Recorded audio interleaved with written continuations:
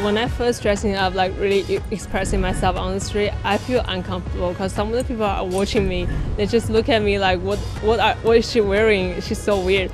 Like many Gen Z in China, Yihan is looking for new ways to express herself, to stand out from the crowd. I don't really chase the mainstream, trying to be myself, to do the best things I feel comfortable with. And she's found her place in an emerging subculture scene, Yabi. It's a word that, for many, has negative connotations. Originally in the Chinese saying, they're saying Yabi is not really like a positive word to saying. It's kind of similar, I don't know if I should say that, it's kind of like the bitch word in English. So it's saying I'm like subculture bitch in Chinese. But now it's gradually became a term that's more positive in the meaning. People are starting to claim themselves like stylish person, like to dressing up themselves, not following the mainstream.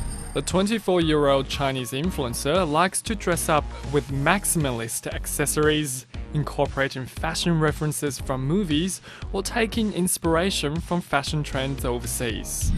And she says the Yabi aesthetic is spread through Chinese social media platforms. 除了耳洞外，还有其他的人工窟窿眼儿，头发五彩斑斓，喜欢在各种角落拍过曝照片。 But Yabi isn't just about aesthetics or self-expression. It can also be a form of resistance to mainstream society's expectations. Chinese youth are often under intense social pressures, which many feel a need to push back against. It's kind of a way to rebel. It's kind of like to finding a way to like fight back to the things of traditional they've been obeyed with since a long time. The eclectic style and a perceived lack of substance have drawn criticism on the internet. Critics say Yabi is largely focused on lifestyle rather than social issues.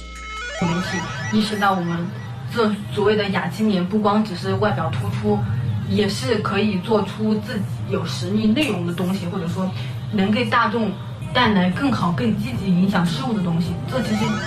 Yabi 只是跟风猫们把各种风格穿得不伦不类的半吊子模仿罢了。说到底，还是这些人不知道什么是适合自己的。 It's nothing new. Radio Media points out that the last few decades have seen many subcultures sprout up across China, like fans of Western music genres such as rock and hip-hop in the 80s and 90s after the country first opened up, or even people who traded in something called They were cassette tapes that were imported from Western countries where they were discarded as trash, and they were sold in China on the grey market. As a former broken CD collector, I didn't even realize I was a part of a subculture. China goes through this massive social change because of the economic reform and certain type of political institution. So some people are dissatisfied, and then they try to use subculture to express their ideas, and those culture may be, heavy metal, rock music, or certain type of varying. Those were not approved or appreciated by the mainstream society. And then there is Shamate, which came about in the late 2000s, popular among the rural migrant workers in the southern China's factory belts. They have hairstyles that attract people's attention but not necessarily be considered as beautiful, and they can be varying a fusion of different fashions ranging from Korean pop stars to the revolutionary punk. For many of these migrant workers far away from home, Shamate gives them a sense of community and something to do. They usually didn't have very high education, so they went to urban China to find a way to fit themselves.